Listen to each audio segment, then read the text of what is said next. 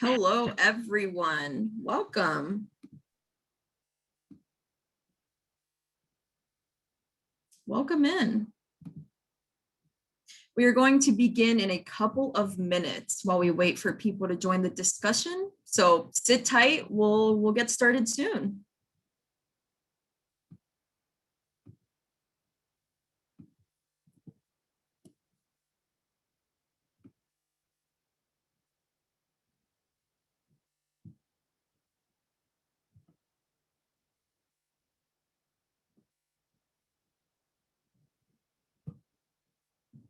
We're just waiting for a few more people to join us, and then we'll get started soon, everyone. Welcome.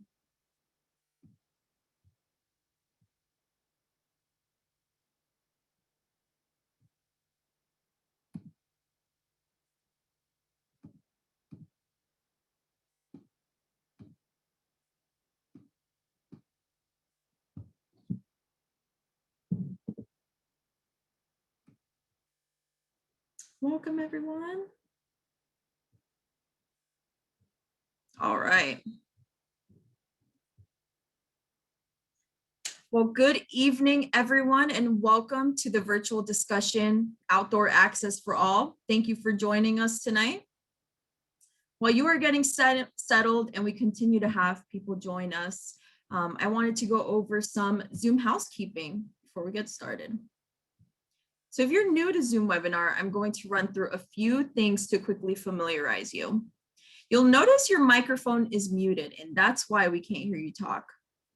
And that is because with so many of us here together, it's best to give everyone the best chance to hear the panelists clearly and without each other's background noise.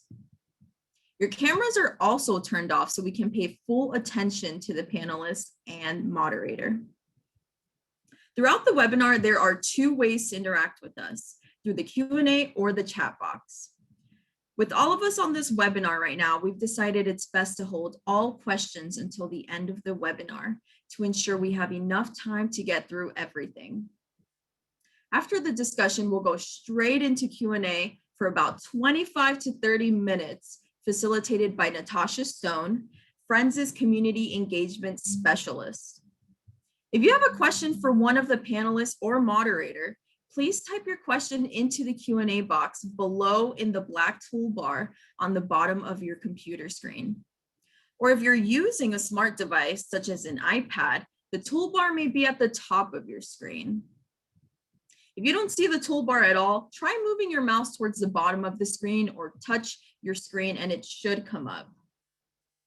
Do not type your question into the chat box, please, or it may be missed. So all questions into that Q&A box. We will do our best with the limited time we have to get through all of your questions at the end. All right, so that wraps up our Zoom housekeeping. Now, thank you for sharing your time with us this evening for a virtual discussion on outdoor access for all, exploring safety, equity, and inclusion in the Columbia Gorge and beyond. Tonight's discussion is hosted by Friends of the Columbia Gorge and organized in collaboration with Comunidades, Love is King, and Portland People of Color Outdoors to explore the opportunities and challenges in ensuring equitable access for all to state parks and lands in the Columbia Gorge and beyond across both Oregon and Washington. And my name is Melissa Gonzalez. I am the Outdoor Programs and Communications Specialist at Friends of the Columbia Gorge. Tonight, I'm here to send a warm welcome to everyone who is sharing this virtual safe space with us, a warm welcome to our incredible panel, and to introduce you to the moderator we are very fortunate to have help guide this discussion, Monica Samayoa, who is a reporter for Oregon Public Broadcasting Science and Environment Unit. Before OPB, Monica was an on-call assignment reporter at KQED in San Francisco. She also helped produce the California Report and KQED Newsroom. Thank you, Monica, for being here with us tonight. And before I pass on the virtual mic to Monica, I want to introduce everyone to Friends of the Columbia Gorge. If you were invited to this discussion by a family member, a friend, or a colleague, and we haven't connected yet, this is a great time to get to know who we are. Friends of the Columbia Gorge is the only conservation group entirely dedicated to protecting, preserving, and stewarding the gorge. Friends led the fight to protect the gorge by helping create the Columbia River Gorge National Scenic Area over 40 years ago, and it's been working ever since to safeguard the gorge and make sure the natural wonders found today will be preserved for generations to come. Friends is entirely dedicated to protecting and enhancing the scenic, natural, cultural, and recreational resources in the gorge. And now, Friends also wants to acknowledge that tonight's discussion may include talking about many recreational and natural places in the Columbia River Gorge that were originally home to Indigenous and Native people who lived here since time immemorial before being forcefully removed and relocated by settler colonization and the United States government.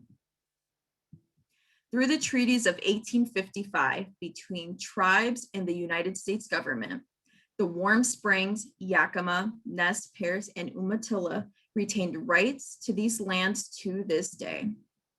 The United States was given the right to live on and govern these lands if we honor and uphold those treaties. Friends supports the tribes in their efforts to defend the rights they reserved through treaties. Tribal people have greatly influenced gorge preservation and still do today as leading conservationists and the original caretakers of the land.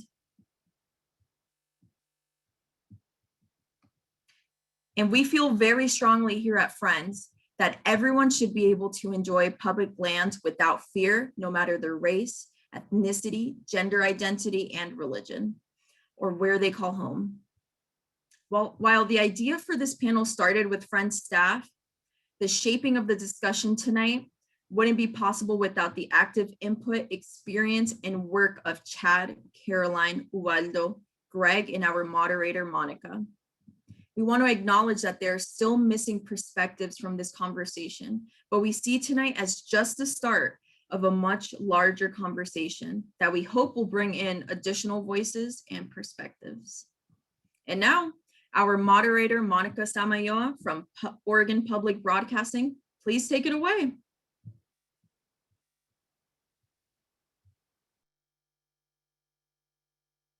Monica, I'm already messing up by not removing mute. Hi, everyone.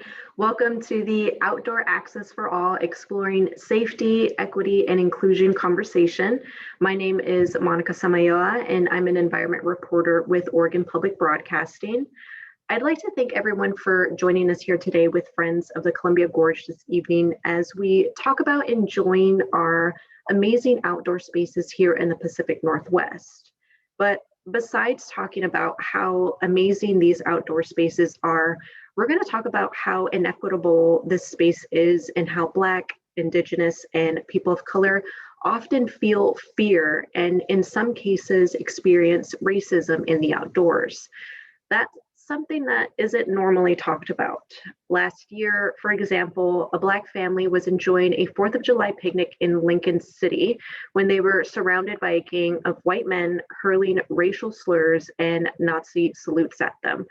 And Oregon Public Broadcasting reported that hate crimes and bias incidents have spiked over 350% in Oregon last year, in part because of the coronavirus pandemic.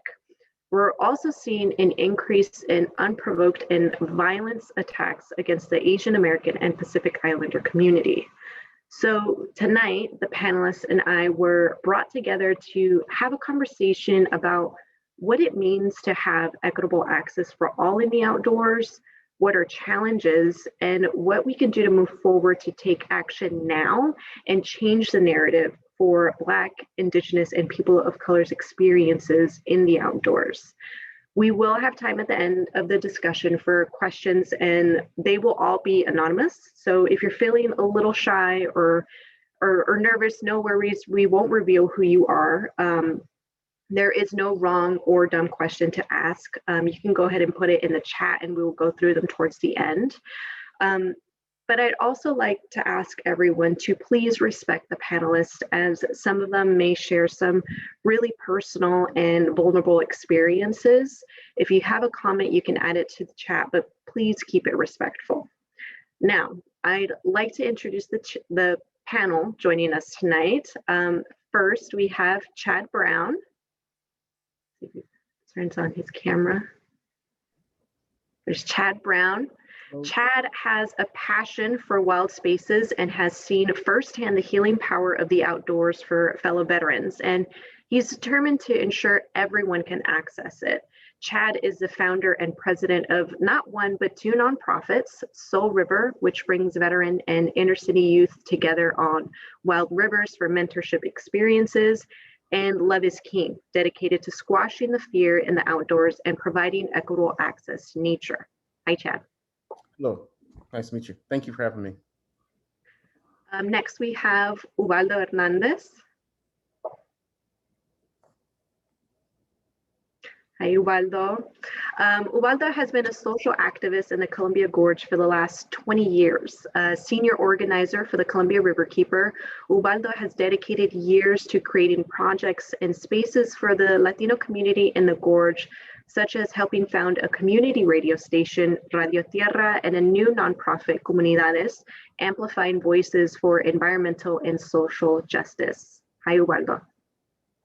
Hi, Monica. Thanks for having me here. Next, we have Caroline Park-Lips.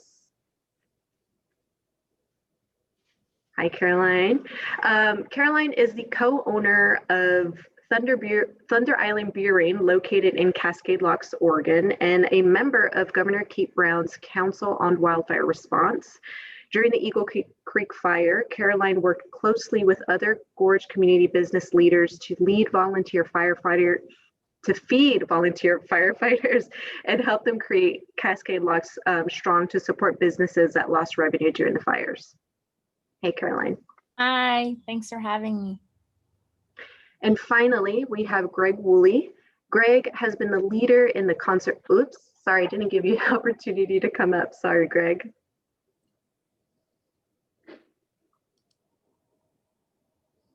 Hey, how are you? Doing well, thanks.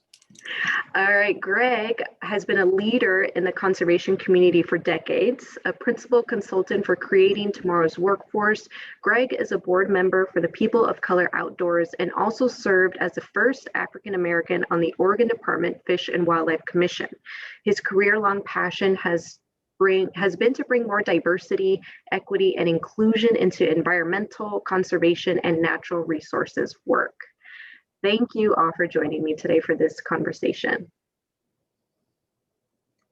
So we're going to get started on our first topic, and we're just going to jump right in, which is experiencing fear, feeling othered, and racism in the outdoors. I've previously spoken with all of you, and I know that some of you at one point may have experienced that or have had great experiences outdoors. Chad, I'd like to start with you and ask you about what it felt like being outdoors or being alone in the outdoors before the work you have started to get more comfortable and create safe spaces. Well, what it felt like. I think I've always felt a little bit uncomfortable in the outdoors, but I'm always in the backcountry by myself. But I don't think I've ever really found a place in the outdoors where I can say I felt comfortable. I think some of that was also me, it's ex-military with my PTSD, keeping one eye open at night, et cetera, tends to kind of come into that space at the same time, but I think, a lot of some of that uncomfortableness comes from, a generational fear of, racism from the past.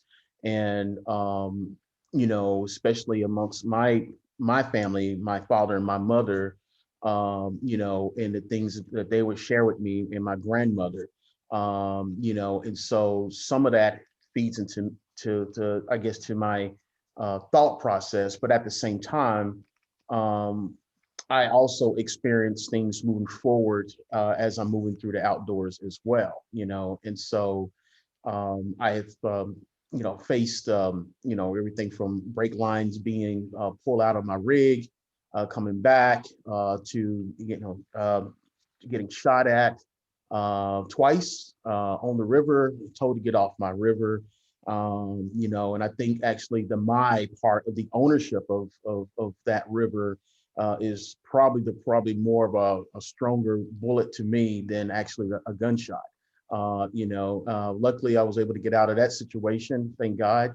And I had to go through my process in order to find again a comfortable type of walk that I can be able to walk back into the outdoors, because I like being out there, but it's going out there, of course, with one eye open all the time and trying to figure out what's behind you, et cetera. Who's this person approaching me? What is this person up to?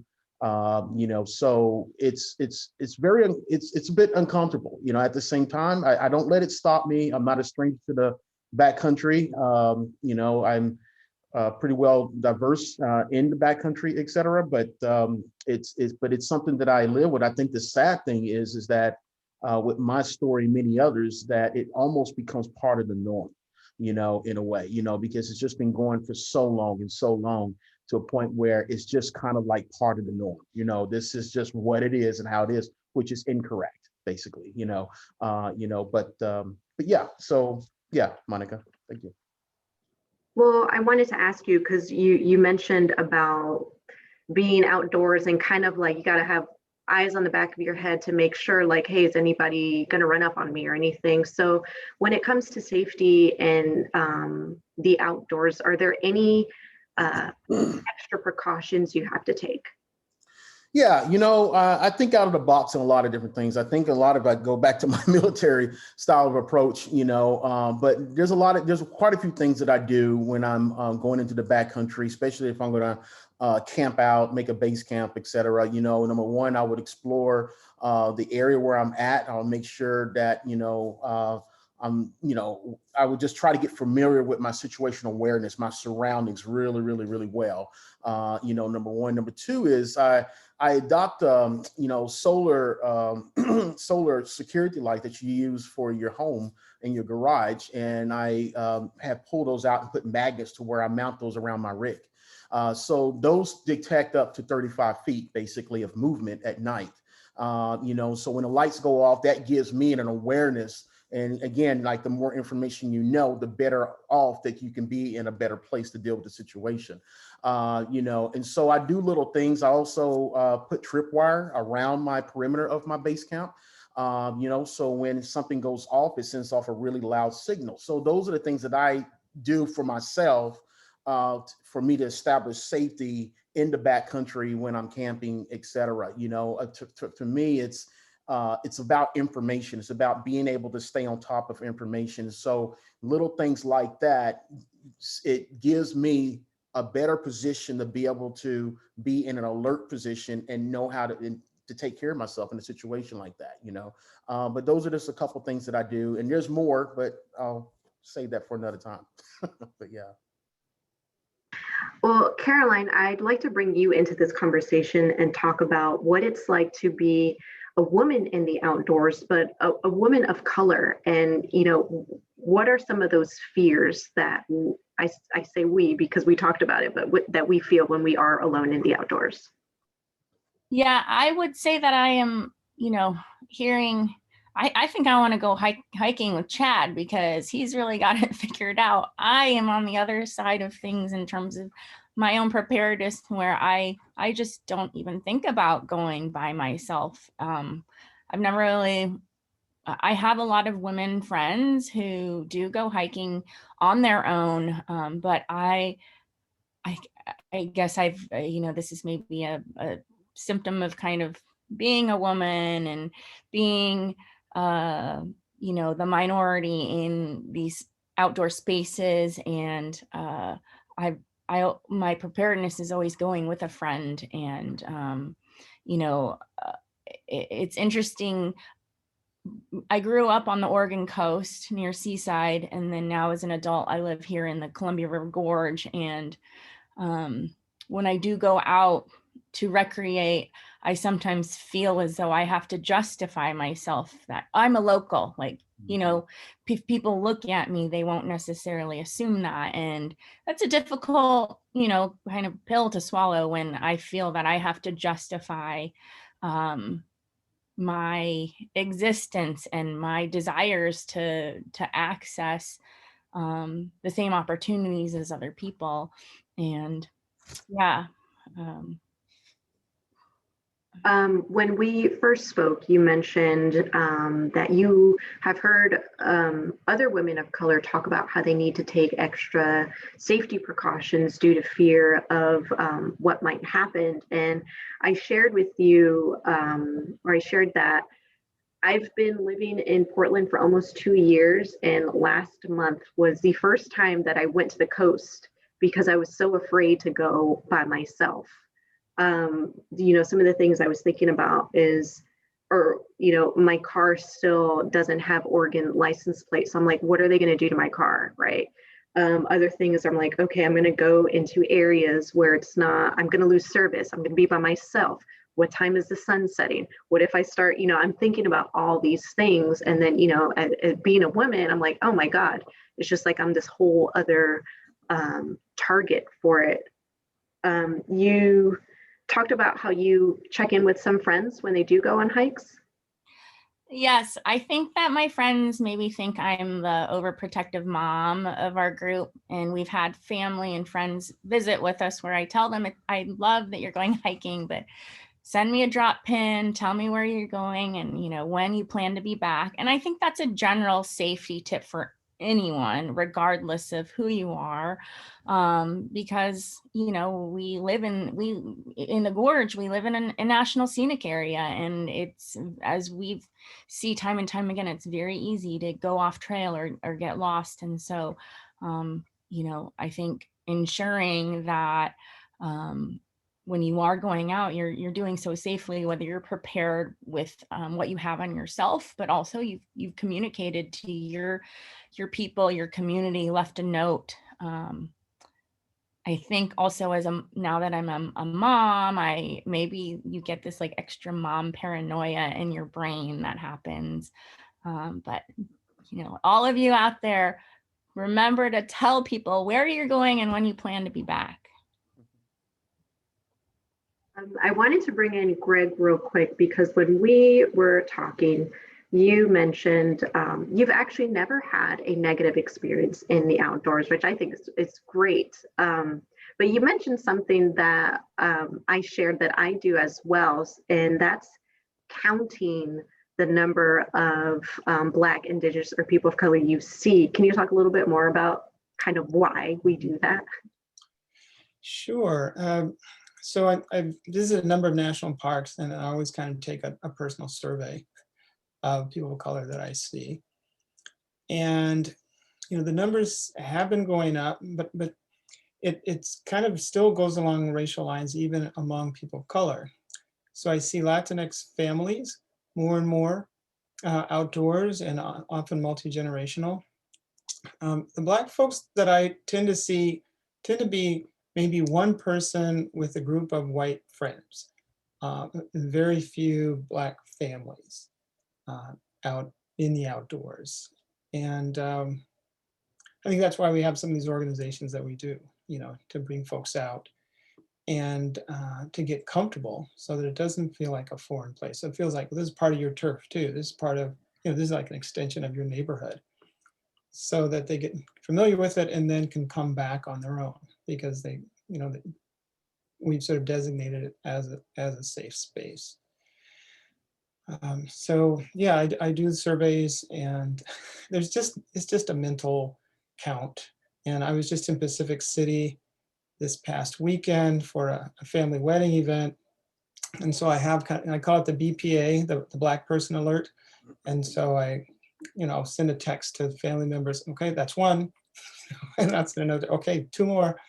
But I know at the coast, Lincoln City, it hasn't been a hospitable place. And I know a friend who she and her partner, they're both white, and they have a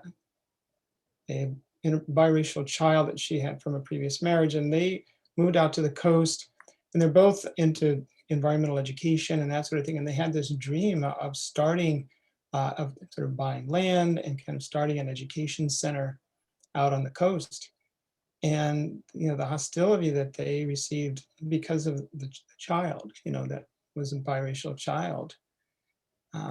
After maybe 3 years, they just said, we can't do this. And they moved back into Portland. And that's unfortunate that they couldn't pursue a dream they had because of the negative kinds of reactions that they got. And that will really flows well into our next topic, which focuses on barriers. So apart from the fears or the concerns that stop many Black, Indigenous, and people of color from enjoying the outdoors, there are other barriers which other groups probably wouldn't stop to think twice about.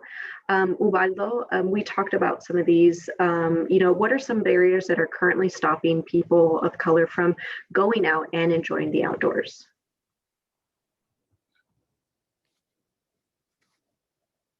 Thank you, Monica. And so I just want to comment a little bit more about how the feeling of people, Latinos, going out to the outdoors. This is a really complicated thing, because when we talk about Latino community, there is white Latinos that they go to the outdoor activities and they don't seem to have problems being out there. The problem is when you see people like me, more like a brown or short people and more indigenous looks like people, that's when you encounter those issues. That's what I hear people talking to me and telling me about experiences that they have in the outdoors, or just local parks, that they go and try to have fun with their family, and then being yelled at and trying to tell them to go away from their space, And that happened in Hood River to a family, a Latino family, that their kid, sister and her kid were playing, and then this kid was started screaming and yelling because he was happy, and this Anglo guy got upset, and they started screaming at him and asking him to leave the park. And this is one of the things that happened to brown people. This is another thing. I have a lot of Latino friends that they are white, but they don't have those experiences because they are white. And this is one of the things when you don't have the privilege to be white, you can walk freely through the forest or through the river. But when you are brown, Black, or Asian, you are not free anymore. You have eyes looking at you, and that's uncomfortable. Personally, I haven't had an experience like Greg, like a bad experiences, but I have friends that they told me that they don't feel comfortable, and they told me some of their experiences, and they are really disturbing and upsetting. And but this is the life that people from different racial backgrounds they experience on the outdoors. On the other hand, when we talk about accessibility, there is a lot of things that happen. There is not enough information to invite people to enjoy the outdoors. If we see all these, for example, Hood River, you see all these businesses promoting the outdoors and inviting people to go kayaking, hiking, mountain biking, but you don't see any picture with Latinos on there, Black people or brown people in there. There is always white people on those publications. We have a magazines, the Gorge magazine, and you don't see that many of that. There's a really wide magazine that doesn't reflect the community that lives in this area, which is a lot of community that have activities in the outdoors. And this is one of the things that we see, that from the beginning, our communities are not welcome to the outdoors. They're not invited to the outdoors. If you want to go to the outdoors, it's because you are brave, you want to enjoy and you love nature, but because the community invites you. And I see this is some of the problems that we have. The other thing is a lot of our community, they work in the outdoors. It's not as much as a leisure thing. It's more about working, like we have a lot of farm workers. And I have a friend that told me when she started going hiking and her parents are farm workers and work close to Parkdale. And she said, well, my parents told me, where are you going? Just walk around the orchard and that's enough, It's part of our culture. And it's really hard to see going to the outdoors as to relax and to have a calm day. Usually it's going to work. So there's a lot of things that happen that our communities are not invited to these activities. I think our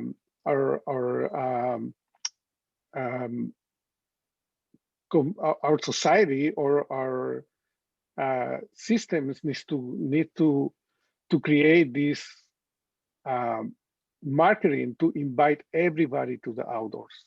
Mhm. Like we see a lot of these outdoors promotions from the county, from the city, or from the state, but they don't see the information shared to the Latino community or shared to the Black community. Most of the time it's only white people on those pictures, and that means a lot. Yeah, so there are some trends that are beginning to change that, and maybe, Monica, you get more into solutions and what's happening now later.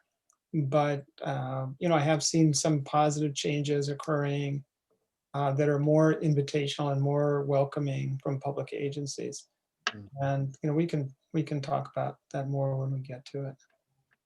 Yeah, towards the end, we could talk a little bit more about solutions. But for example, some of the barriers that people of color face right now is just lack of communication, lack of public transit to get to these areas, permits. There's permits now to go into certain parks that I compared it to getting Beyonce tickets where you just have to be there right at noon when they come out.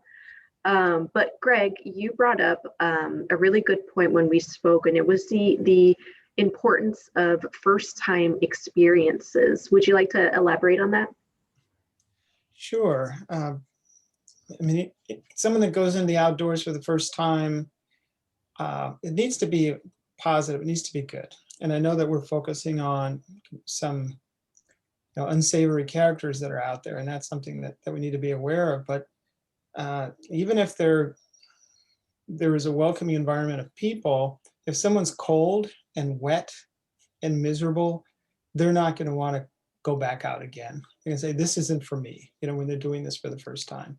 So I do think it's important to have the right gear and to be outfitted the right way, that you have the right footwear, that you have, we're in the Northwest, you need waterproof clothing, you need to know how to layer your clothes and that sort of thing. And so I think those of us that are bringing people into the outdoors for the first time outside of the urban environment, we really do stress appropriate clothing, write grants to Patagonia and REI and places like that to get donations of gear. And so I think that's really important, that people have an enjoyable experience, that they're camping, that the food is good.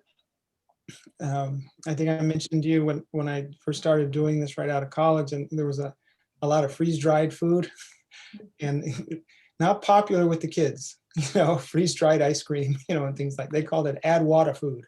You got to add water to it. So of course that's improved tremendously, and you can eat really well in the outdoors. But those are just those comfort things are also really important. And before moving on to the next topic, Ubaldo, I know that you wanted to talk a little bit about Senate Bill 289, which will look to ban people convicted of a biased crime from state recreational areas. Did you want to talk a little bit about that? Thank you. Yeah, and yeah, this is like Greg says, some of the solutions. Things are changing, right? So legislation is changing, and right now there is a bill that passed that prohibit from people who commit biased crimes to experience the outdoors. And this is one of the things that It's really good when you are a person of color that you are kind of protected in that way. A person that will, when you go out to mountain biking, kayaking, hiking, and you know that somehow there is a lot of protection. You're gonna people who wants to attack you or discriminate you will think twice in order to do that, because that is a repercussion to that. And I think that's something really good that it's happening. And I think it will help our communities to feel more comfortable going and enjoying the outdoors. Mhm. Yeah, and just to elaborate on that a bit, so at this point, it's only for state lands. So it's not, it doesn't apply if you're on the national forest or in national park or in metro parks or city parks. I mean, it would be good if, you know, all the jurisdictions adopted something similar to this, but it's a good start.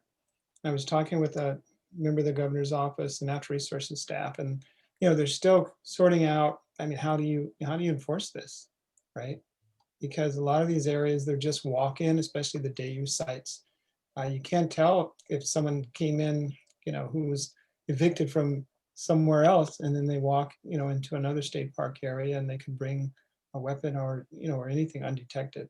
So there are some details to work out on how to enforce this, but I think it's great that it's before the legislature, and I think it's moving through pretty well at this point. So speaking of solutions, moving on to our final topic, which I already see some questions in the chat about what people can do to change the narrative and to take actions, quoting Chad, as we talked last week. And, you know, I'm happy to say that all the panelists here are working on that and have been changing the narrative and creating safe spaces. So Greg and Chad, both of you are currently working together with Chad's new adventure, Love is King. Would you like to share what that work is? Why don't you go ahead, Chad? Is it me or who are you talking to? Greg or me? You can go first. Either one, but you go ahead, Chad. Go ahead, Greg. You're talking. Go ahead. Oh, all this back and forth, I'm almost forgetting the question already. What would you like to know, Monica? The work from you guys are doing together with Love is King. Yeah, okay. Well, I might have talked to you about this grant that we were writing. But I don't know if we should get into that because we're not sure yet if we're finalists for it or not. But I can tell you about the philosophy around it, which relates to Chad's work and my work. And it is, again, protection of people when they're outdoors. And so what we were looking for with that is a solution that is verbal and also technical. So how to use things like verbal judo, which is something that our state park rangers are trained in that technique. And of course, Chad, with his military background, has learned how to, deflect and deter aggression. And so helping people to kind of understand the psychology of that sort of interaction and how to de-escalate situations. So that's something that we've worked on and talked about. And also just some of this physical, security for people that are camping in a more remote situation, motion sensitive lighting, security cameras, very powerful two-way radios that can be used from anywhere to get to 911 and, our local sheriffs or whatever's needed. So those are some of the things that we've both worked on together. And then also, and Chad can talk more about this, so designating or certifying places as safe spaces for people of color. And so working with these public agencies to make it known publicly that this is a safe space for people of color to recreate. It could be a certification, it could be a plaque, that's in a certain spot or something like that. And also for people to understand the history of a lot of these spaces, they don't know that there are people of color that were involved in establishing some of these spaces. So Chad, you want to take it from there? Yeah, sure. Greg, you said it well. Yeah, to carry that forward, it's the work is it's really about empowering and getting people, the body, the community informed. We can't be in the blinded space anymore. We can't be walking around with a cloth over our eyes, et cetera, and thinking that the outdoors is green and is for everybody. The reality, and we're in this time right now, the reality is not. I mean, there's a lot of us that wants to go out and explore and everything, but there's also a wake up call. And the wake up call is that there's toxic people around us that every day, racism, ignorance, bigotry. You see it on the TV, you see it here. It's everywhere you go. That's almost feel like the darker color your skin, the more you're gonna, experience this. But now it's really about informing people, informing the leaders of organization groups, et cetera, and empowering them to in training them basically to be able to dilute what is happening in front of them, whether it was a racial charge, et cetera, to help support and protect the other members, like the youth that may be out there in the outdoors. But yeah, and going off what Greg was talking about, that safe space is about establishing that safe space.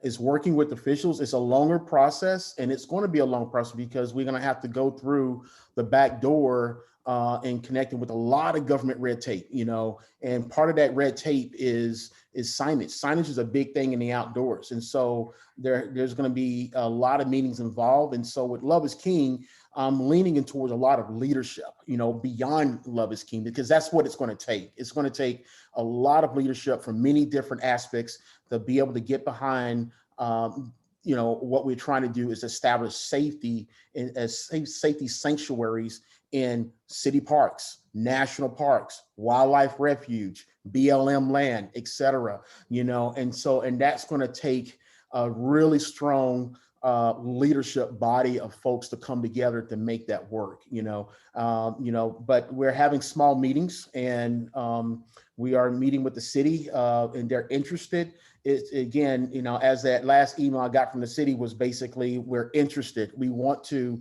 start having these conversations and dive deep. We just need to figure out how to deal with the red tape, et cetera, when it comes to signage and what does that look like? And that's a big deal, so it may not be just a placard. It may be something else. I don't know. But when you bring up some strong heads together, strong leadership, we'll definitely be able to solve that problem. But everybody needs to have that safety in outdoors, whether going to the city parks or anywhere.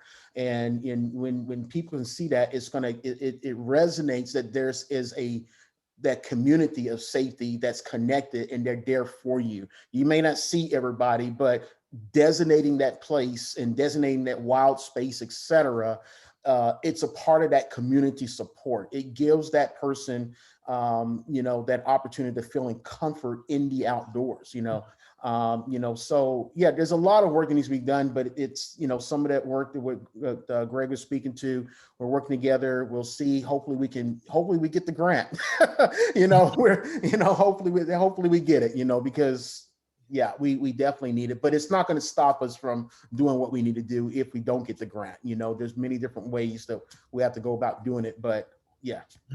Okay. And I don't want us to dominate the conversation because we want to hear from Ubaldo and Caroline, but I just want to add one thing so that it doesn't get lost. One important thing to do is to hire people of color in natural resource professions. Because when people see others that look like them, and I think, Ubaldo, you were referencing that in terms of publications and that sort of thing. But when you see a living person, it really makes a big difference. I mean, Oregon State Parks had one Black regional manager in the entire state. He retired just a few years ago. But he would make a point, even though he had staff to manage and he had these other things to do, he would always invite kids from like King's School in Portland and places like that and make sure that they came out to the gorge was part of his region so that they could see him in his uniform, talking to them, talking about natural resources and how the land is managed and wildlife and all these different things. That makes an impression, especially on kids. So we needed to step up the hiring And, our public agencies here in Oregon are very much white-led, white management. And they say they want to do better, but a lot of times they're not really sure how to go about it. And so those of us that have more experience in this do need to lend a hand and help out and help them to kind of move in that direction. But a lot of it is diversifying the workforce, but also you have to have a welcoming environment. If you're going to have someone that doesn't blend in with the existing workforce, folks need to be ready for that diversity to come. And for that retention as well, to make sure that they stay. Right. Before moving on, I just want to highlight that with Soul River, Chad, you also do something that Greg mentioned earlier, which is making first-time experiences amazing for the children that you take up to the Arctic Circle. If you want to quickly kind of summarize a little bit what you do with Soul River. Yeah, absolutely. With my organization, Soul River, what we, when we do our outings, and a lot of people we call them deployments. And to start off there, the reason why we call them deployments because I work with a lot of veterans. So a lot of veterans come to space, and the veteran steps in as mentors and guides, basically, for youth, urban youth of color. And another reason why we call them deployments is because we identify places that are at threat in wild spaces, our rivers, environmental issues, et cetera. And then we pair up with conservation groups. And with those conservation groups doing the work, we develop what we call a field curriculum. That field curriculum is put in the hands of veterans. And those veterans are tasked to basically engage with our youth on these wild rivers. The base of the organization is based off of fly fishing. Everything we do is really based off the fly fishing. And we go to some of the most phenomenal remote places, from Oregon to the Arctic Circle, down to the Everglades, you name it, we're all over the place on the national level. And the youth are paired with teams, either 3-to-1 or 2-to-1 with the veteran. And there's a relationship there. There's a tribe that starts to form in the outdoors. The veteran's goal is to engage that youth, to make sure that youth has this full-on experience. Ultimate goal is to raise that youth into an environmental leader of conservation. That's the ultimate goal. When these youths come back, basically what we do is our deployment doesn't stop in Portland.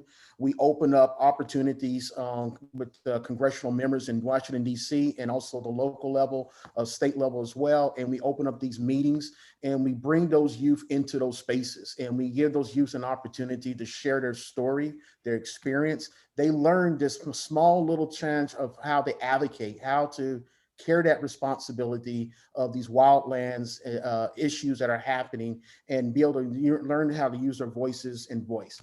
Trying to sum it up all in one, Monica. But yeah, but they're phenomenal. I mean, we have youth that's from, all over the United States, are in college, going to conservation. It's a really awesome program. Definitely spearheaded, supported by a strong veteran community that just gives their time for those youth. And in exchange to those veterans, it gives purpose for veterans, period. But yeah. Thank you for sharing that. I know it's a lot, but I really think the work that Chad is doing and with Greg is really important, especially for the comments where people are asking what they can do. But I want to get to Caroline. As a Gorge resident and a business owner, can you share with us the safe space that you've created and how you're working to change the narrative when it comes to people of color in the outdoors? Thanks. Sorry,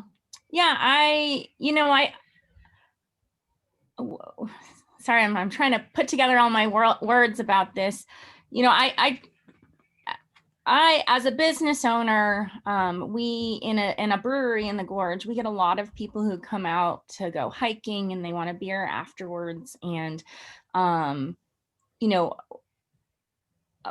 our goal as a business is to create a safe space for those recreating, because as I've personally experienced, and I'm sure many of you have also experienced, when you're in a small town, sometimes you're not really sure if you're going to be welcome in a certain space just based on your gender, your gender identity, how you look, your skin color. And so it's really important to my partner and I that we use our business as a platform to be a welcoming space for those to come and hang out and just enjoy themselves after hiking. And I think, you know, in reading some of the comments in the chat tonight, and what we've been talking about throughout the night, representation is so important. And as a brewery in the Gorge, you see a lot of our social media that really kind of paints this picture of people, you know, hiking and drinking beer and having fun outside. And my staff and I have been having these conversations of, well, you know, some people are kind of like what Uvaldo was saying, they've got white people hiking and you don't see representation of people of color, and especially different body types, different ableness, people who are, you know, have different mobility needs. And I think creating a safe, inclusive environment is incredibly challenging. And I'm not sure what the best way to market that. Someone in the comments was saying, well, how do you show people of color that you are an ally? Well, I'm not really sure how to do that as a business either. And maybe it is Signage, and there's different organizations that have created these databases where you can sign up and locate yourself as a safe space. But I'm at this point where I'm like, even a simple t-shirt that says, hey, I'm an ally, I think could do a lot. But representation in marketing, I think, is an area that I know I can have an impact on. And I think what Ubaldo is saying, just even with our regional marketing efforts, we can do better and have better representation in showing different kinds of people enjoying our public lands. Thank you. And Ubaldo, you're also a Gorge resident, and you've created a safe space for Latinos in the area. Can you share a little bit more about Comunidades? Yeah, I would like to talk about Comunidades and this group created by for Latinos by Latinos. And this group was created because my work at Columbia River Keeper, inviting the Latino community to participate in protecting our natural resources. And when we start talking about participating in protecting the river, we also start talking about the way the environmental crisis affect us. A lot of times turns into a social injustice. And for us, it was really important to talk about environmental and social justice at the same time. And it happened the same thing is when we want to access the outdoors, you know, we have the injustice, social injustice there because are being discriminated, and there is no laws that protect us. Even if there is some laws that they might protect us, or they will in the future, but we as a community, we are not, how can I say, we've been dehumanized. So, and it's happened to a lot of Native immigrants, Black communities, that there is law to protect us, but because the people who implement the law, they're white, and they don't feel like we deserve to be protected by the law, they will not apply to us. And this is one of the things that we need to be aware of. And that's why Comunidades, we are thoroughly focused. We are focusing also on social justice because we want to change that. We want those laws that protect us to really protect us and be effective to protect our communities. And this is one of the things that I see, that dehumanization on applying the law to minorities. And that doesn't happen that often because like this new law that passed, but if the judge or there is not enough proof, or they don't feel like you deserve to be protected by this law. And a lot of times the criminalization of the victim, right? Were you doing that? And how did you act on this white space? Did you disrespect the white space? And one other thing is, a lot of times from the Latino community perspective, when we are invited to talks with the police, with other agencies that implement regulations, like at the forest, we always been invited to learn how to follow the law, never how to the law protects you and what are your rights. And we want to change that for our communities. Also, when Greg was telling about that we need to have more Latinos, more people of color on these jobs, on forests, on environmental groups, and these other groups or organizations that give access to or manage the forest. One of the things that came to my mind is that also there has to be a training to hire the right person, because not, and this is what I said, not because it's Latino cares about Latino issues. The white privilege is not, or white privilege is not just a white culture. Also, it transferred to other cultures, because a lot of times people hire a Latino but who thinks like them, and they are not really hiring diversity. And this is something really important when we ask for organizations or government to hire people of color, that they do their job and they really hire a person of color that thinks and act like a person of color, that will be the person that will connect the two cultures, instead of hiring somebody that thinks and acts like them, and then they're not really hiring a person of color.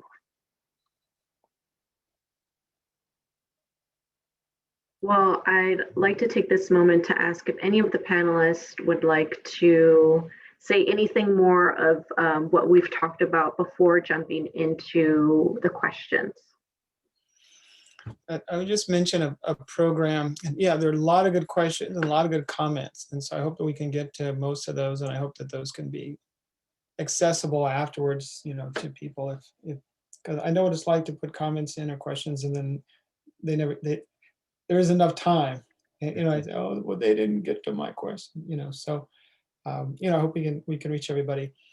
I just mentioned that Oregon State Parks has a program that is specifically targeted to communities of color and just I stopped using underrepresented, I started using underappreciated groups and organizations that are fairly inexperienced with camping. And so it's a camping program. And so a group can reserve a group site or several group sites, and then they're assigned a park ranger for the whole weekend. And so that park ranger can help them to build their campfire. It can help people to set up their tents, can do campfire programs in the evening. And so, like Uvaldo, you're talking about, well, what are the laws that protect us, all right?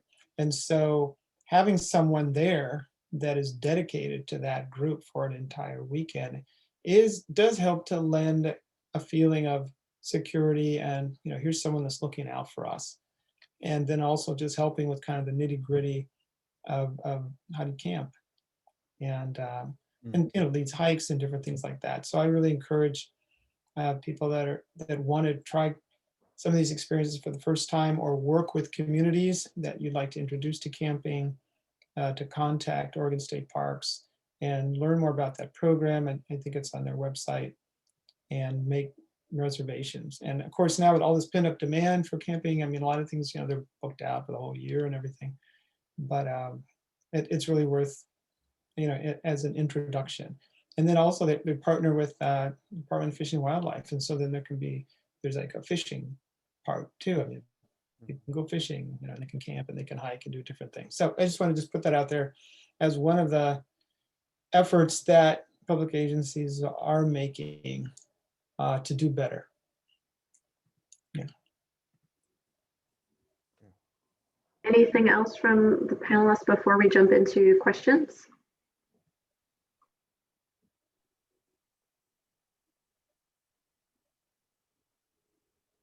All right, well, thank you, all of you, for joining me in this conversation. I know that there's still so much to talk about, but we only have a certain amount of time.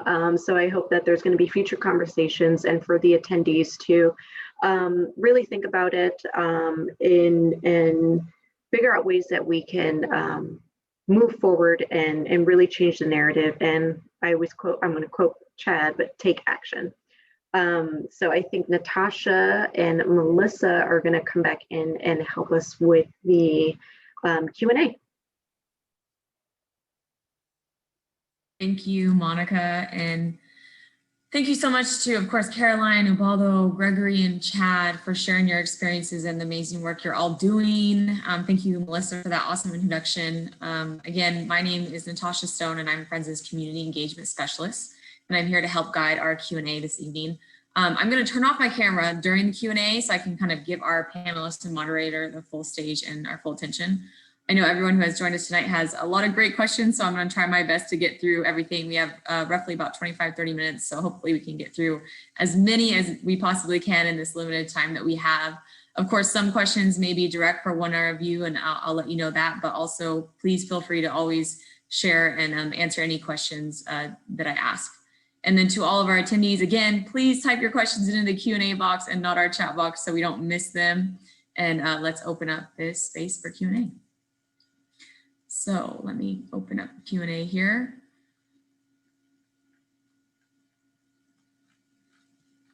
Perfect. Thank you, everybody, for sending these in. These are awesome. So first and foremost, where can folks get trained in this verbal judo? I think it was Gregory that maybe mentioned this. Everybody kind of talked on this as well, but where can people go to kind of get trained in this verbal judo? Okay, and so yeah, I did see that. So if you just Google verbal judo Portland, Oregon, and their website will come up, and they'll talk about the philosophy of how the training is conducted, and also some different levels of training, because they do trainings for corporations and down to small groups of people that just want to learn it. So you can have 1-day training, 2-day training, 3-day training. So yeah, just go directly to the website. That's very accessible by Google. It's Verbal Judo Institute, Portland, Oregon. Thank you, Gregory. That's awesome. And then another one, let's go on to the next here. What do you see as, and this is for anyone, what do you see as some key ways we as land managers can help increase comfort levels on federal public lands for BIPOC communities? Again, this is for anyone that wants to answer. I would like to say that hire Latinos or people of color, but the right person. Do really do your homework and search for people that will help you connect our communities. And like I mentioned before, not because it's a person of color, it might care about the person of color issues. And that's really important to have that in mind. And we see that happen a lot in our Latino community. So it's the same for other communities. I think that's really important. I think one of the challenges is the way, I'll use the Forest Service for an example, the way it's structured. The offices that are in an urban area tend to be like a regional office. And so then at that point, you have employees that are working at a certain level that they may not be doing community-based public affairs or community relations. That tends to happen more on the ground with the districts that tend to be in smaller communities or in rural communities. But I guess the point is to go out where the people are and not just expect that everyone's going to come out to the national forest, because we've talked about barriers to that. But to have staff that are willing to go into schools and be a part of community events and sort of demystify what these land managers do and become part of those communities. And then that can help. It also can help with, we're talking about recruitment, outreach, recruitment, hiring, retention, and those sorts of things. So a lot of that is building trust first and focusing on relationship development. You can't just sort of broadcast the same job announcements across to everybody, expect to get a different result than you already have. And so it's very much relationship development that can start to lead to people taking more of an interest in working in the natural resources field.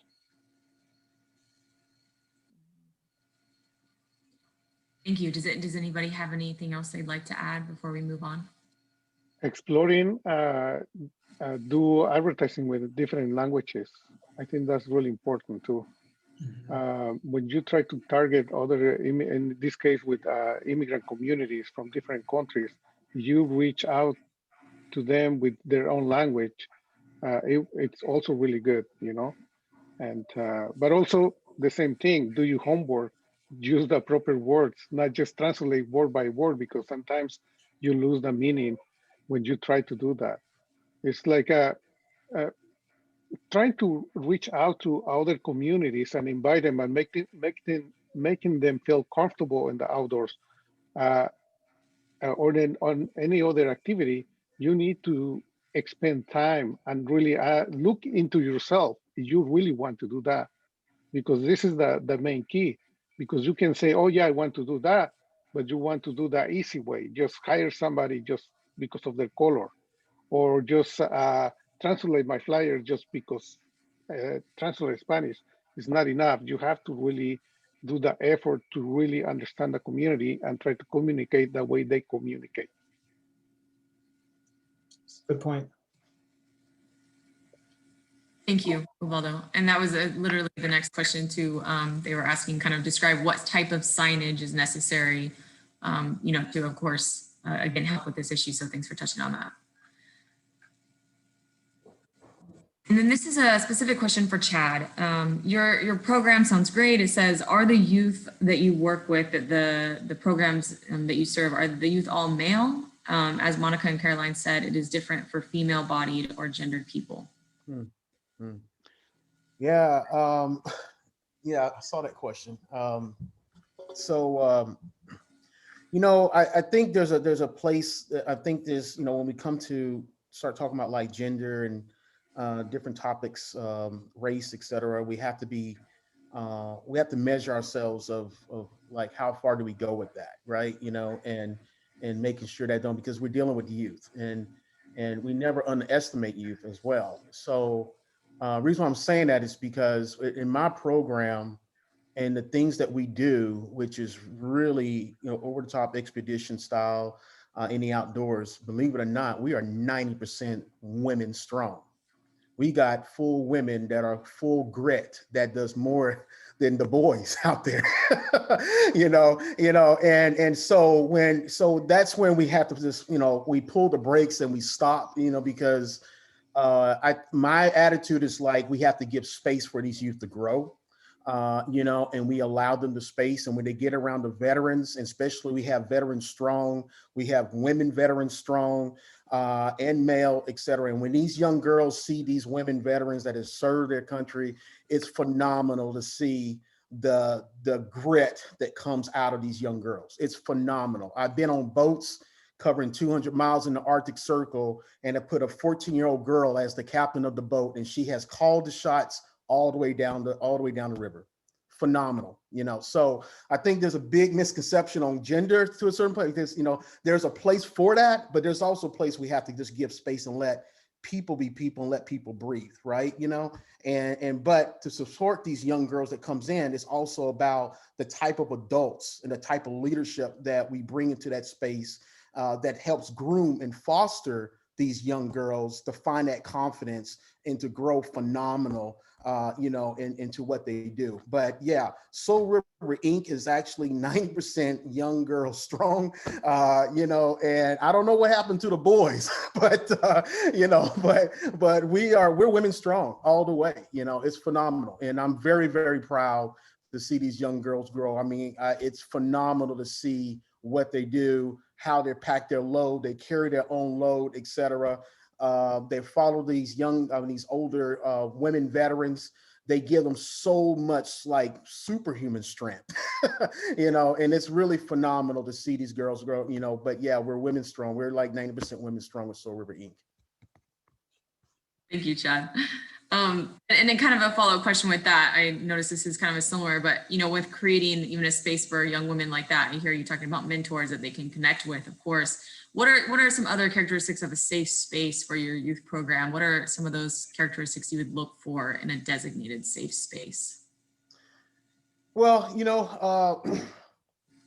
I'm working with the team, and a lot of the veterans there, they're on their alert as well, because we do have, vulnerable, we have youth with us basically, and so we kind of cover our way of creating safe space by scouting out various locations. We'll, from a veteran standpoint, we'll look at the topo maps. We'll look at, everything from if we're going to be in this location at point A, what is the nearest reach of help? Just in case something happens. We have a safety hazmat type of document we put together for every deployment, and that's being spearheaded by one of the veterans or myself. And in that document, it's a breakdown of everything you can think of an emergency that may take place, et cetera. You can refer to that document because that document is catered to that location.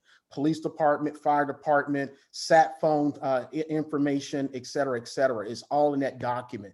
That document follows into that wild space of every deployment we go into, and it supports that deployment and those team and those members who are the youth and veterans, basically, and so that's pretty much how we create our safe space by going in, extracting that as much information we can of that area we go into, and we put that into a document. Again, my big thing is the more information you are armed with, the better off you are as far as being able to support any situation that comes in. If you go in blinded, you go in with just a little bit of information, then it's hard to actually navigate something or whatever the cases that may happen. It's hard to navigate that. It really is. You're almost setting yourself up for failure.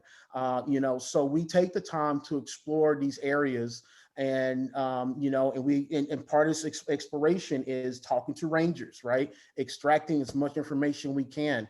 Talking about like what Caroline is talking about, letting people know we do the same thing. We let various conservation groups that we know, we let them know what we're doing, et cetera.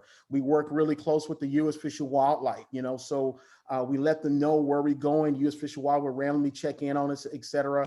But yeah, it's a full community effort in how we create safe space when we do these deployments, when we going all over the place, basically. But yeah.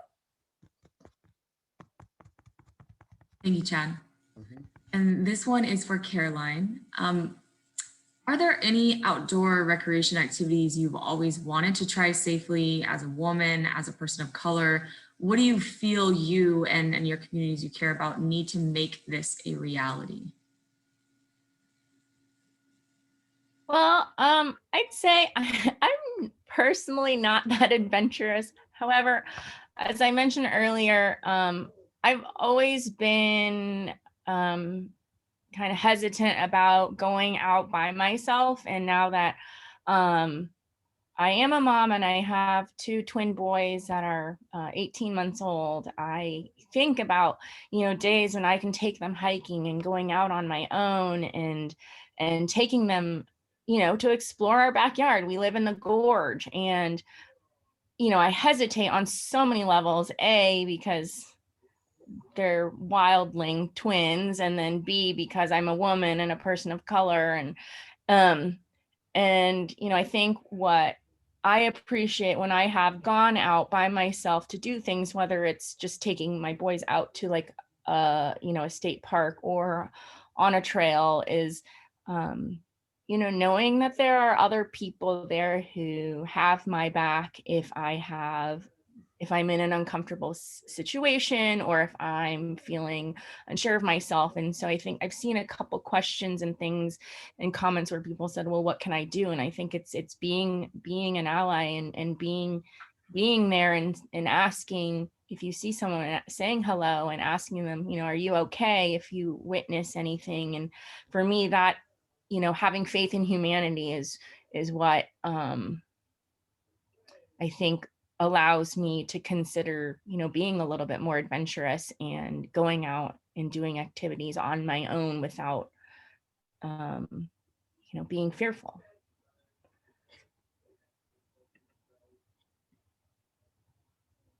Thank you, Caroline. And does anybody else? Oh, sorry, I thought Monica, you were going to unmute. Never mind if you're not. It was directed at Caroline, but I mean, I could share.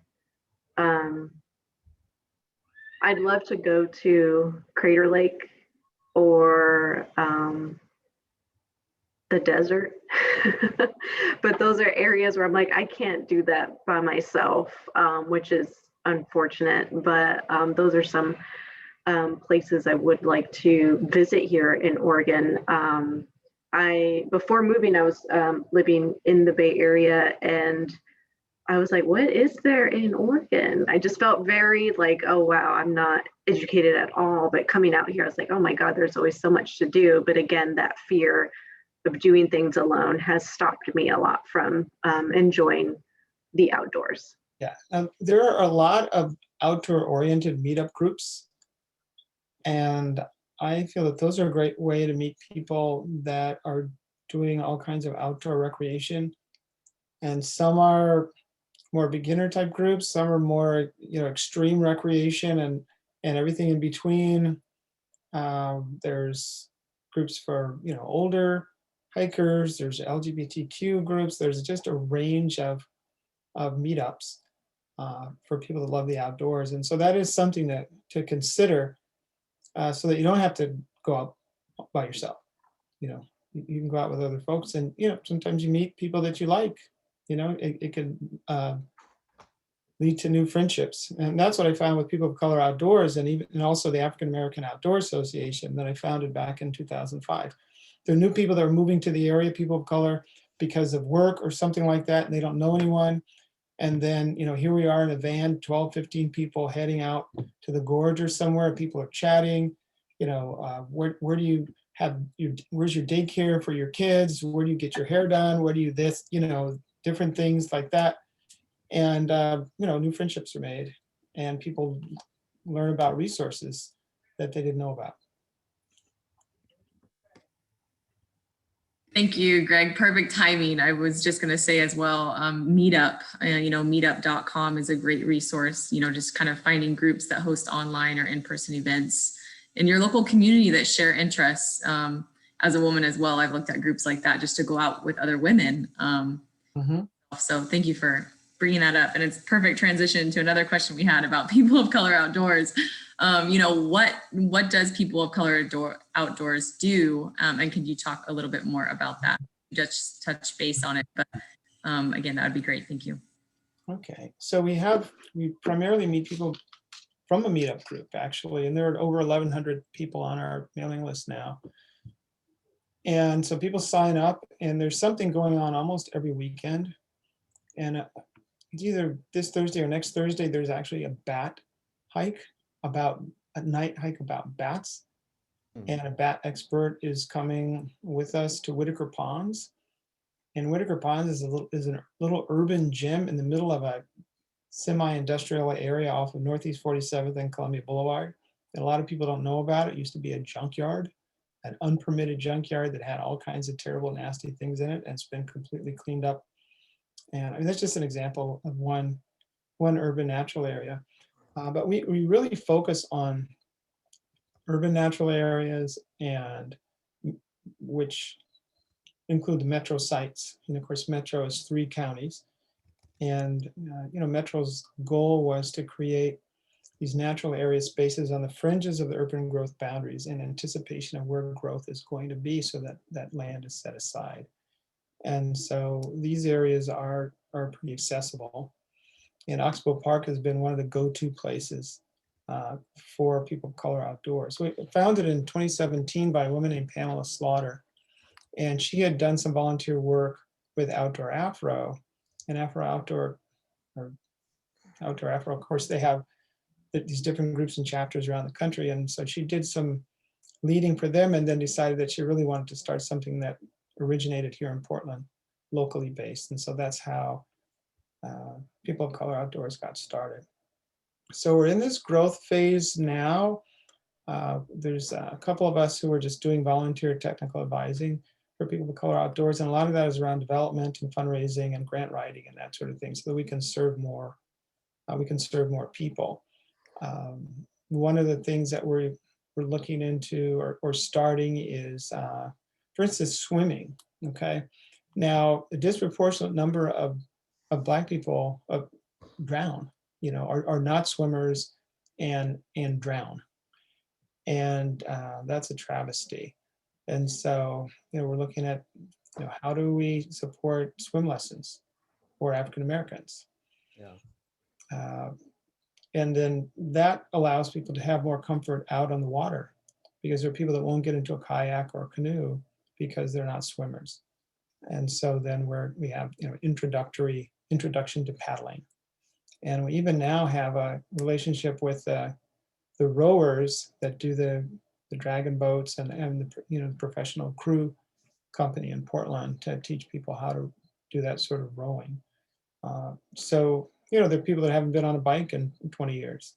And so we can, out in the gorge, there's a bike rental place in Hood River. They'll bring the bikes out to the old Columbia Highway. And we just hop on the bikes and ride, away from cars and traffic, through the tunnels, and there's beautiful views. And so the whole point is, and it's very family oriented. So we have kids, we have adults, that they learn about these opportunities. They can get comfortable in the outdoors. They build their confidence, and then they'll come back out on their own, and they'll bring other family members. They'll tell their friends about it. And so it has this sort of radiative effect out into communities. And again, they can claim these spaces as, this is our turf too. This is our home too. And we can go out there whenever we want to. And they can go out as a group. Again, safety in numbers, it helps to provide more confidence. So people don't have to go out by themselves. They can go out with people of color outdoors. They can join meetup groups for women, for all different kinds of groups. So that's kind of one of the things that we do. Just say we're going, and there's something going on every weekend. And you can go on our website. You can go to the meetup site, People of Color Outdoors, and there's a schedule of things that are coming up. We have a relationship with Portland Audubon, and every week there's a birding trip.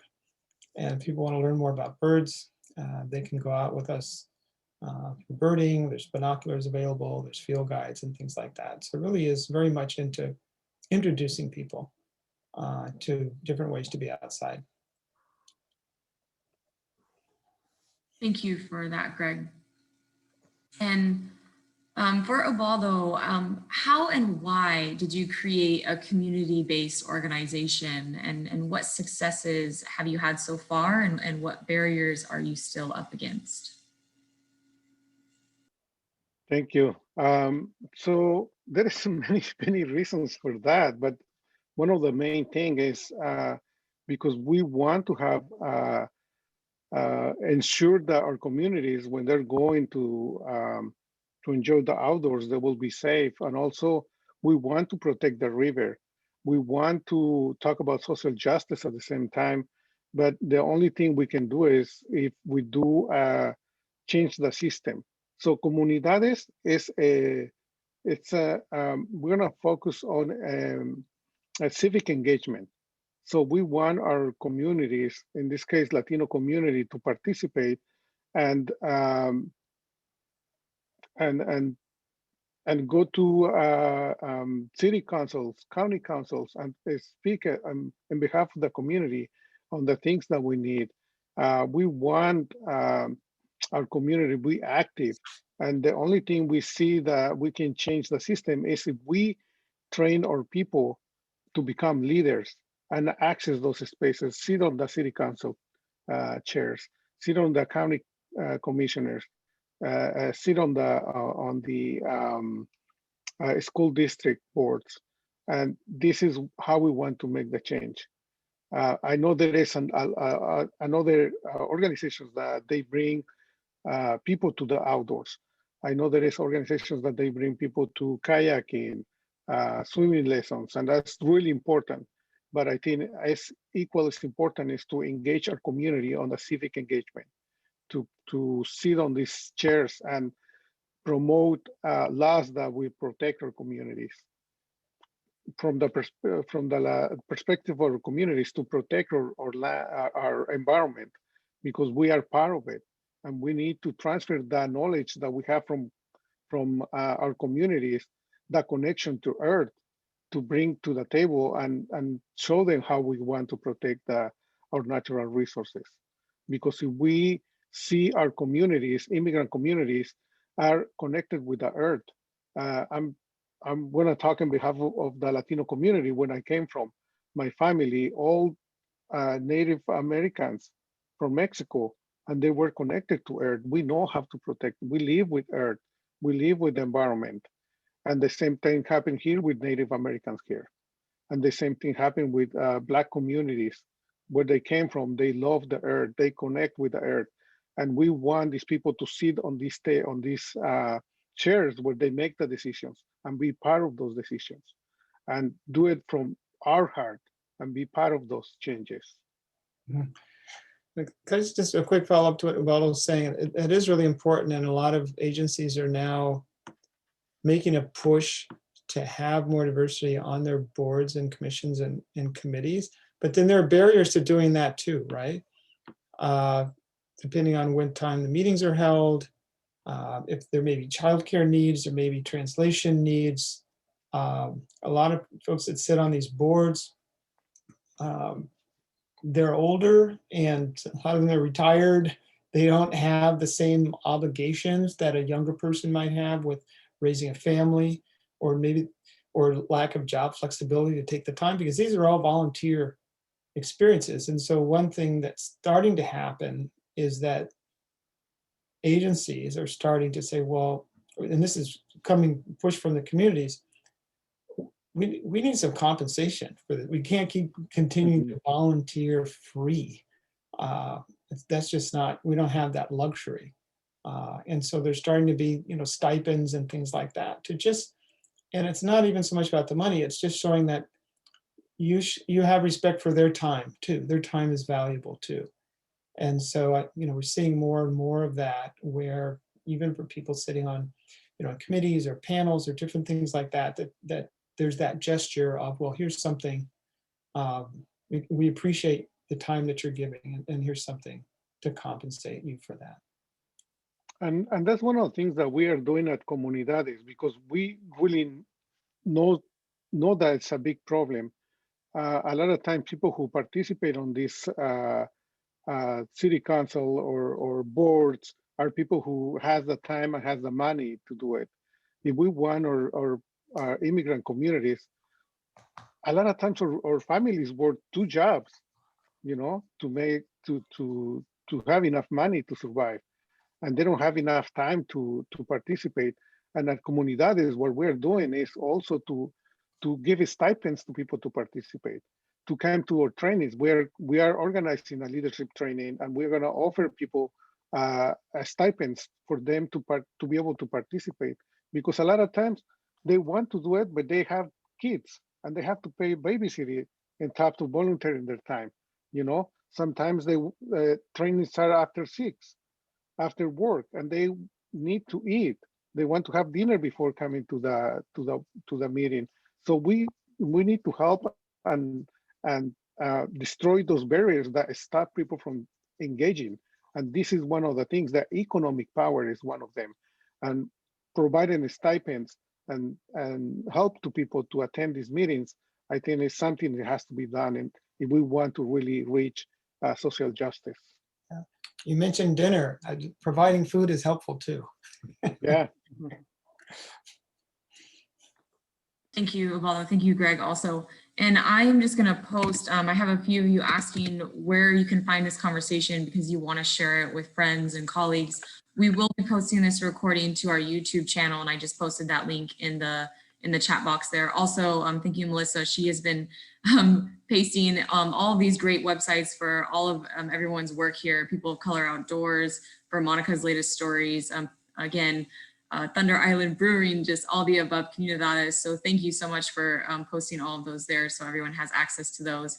And unfortunately, we are out of time. This is, again, just the start of many conversations that we want to have. And I just want to thank each and every one of you, Chad, Ubaldo, Caroline, Greg, Monica, Melissa. Thank you to all of the attendees that shared your time with us tonight to create this conversation and have it. So again, thank you so much to everybody. And I'm sorry that is the limited time that we have, but again, all of the resources are there in the chat box. Reach out to these folks. If you'd like to volunteer with them, I have a couple of people asking, how can we volunteer? Visit their sites again, and thank you for all of your time. Just really quick, when this recording ends, does all the information in the chat disappear? Because there's a lot of good resources that people have put in there. And it may have been impossible for everybody to write all these things down or take a picture of it or something. I mean, so I've always wondered that in these Zoom meetings, when they end, is everything in the chat gone? I think the information in the chat actually disappears. It goes with when you shut it down. But you can save it. You can click and save chat. You can save it. And I that tried, information but I was stays. not Yeah. successful. But We will save the chat, and Natasha and I will also be sending a follow-up survey, and we will send the resources as well to all the attendees. So that is available. That's great, Melissa. Thank you. Definitely. Thank you all so much. Okay, thanks everybody. Have a great night, Thank you. everyone. Have a good night. Thank you. Take care. Thank you.